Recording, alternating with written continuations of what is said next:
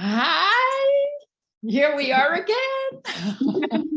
And then Laura had this beautiful spontaneous idea. Why don't we start recording right now? Because we already talking. So then, me not having any makeup on at the moment, I was saying, okay, but just one thing, let me make my eyebrows before we go into the conversation.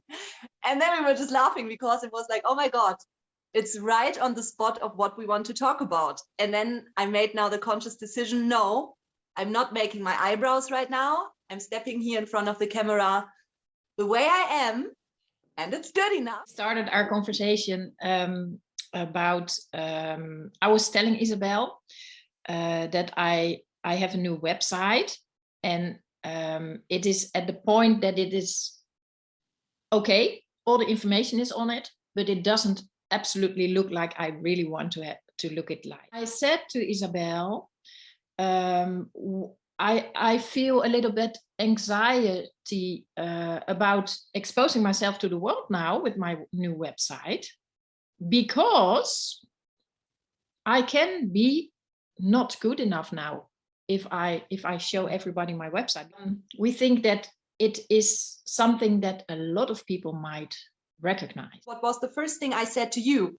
Oh, that it's not perfect makes it perfect. Oh, how easy to say it to other people, right? The sentence. But the first thing when we said we record, oh, I make my eyebrows, you know, because it's apparently not perfect. So I mean, it's so easy to say those things to others. And I think we often say those things to others because we want to watch people allow themselves to act not perfect and still be perfect, you know, like seeing how beautiful it can be when we just go out with who we are, because we hope that when other people give themselves the allowance, we allow ourselves the same way. If we all would wait until we have it all figured out and only then we go out in the world, I mean, first of all, I think nobody would go out with anything at all, because there is always the risk of something, oh, I don't know something yet that I will know sooner. This is just the path of progress. This is just the path of learning.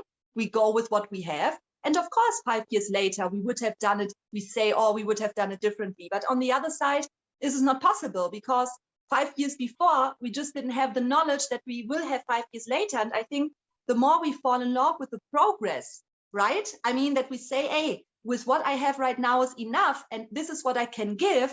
And there will be people who, for who this will be perfect right now. But I think I understand why people do it, because I felt it so clearly in myself. It had to do with shame, because I am ashamed when people are telling me, for example, about my website, like, Laura, the colors are really off. You really didn't do that right. Then I know they are right. And it gives me a feeling of shame because I did something not good enough.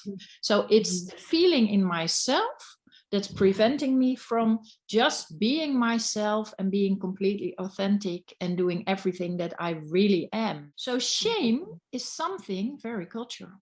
And that learns me that it is something that we learn each other to be ashamed. It's not something that we're born with this shame. It's something that that the world gives to us, that other people are giving to us. Okay, let's talk another time. Perfect. Okay. Okay. Bye-bye. Bye-bye.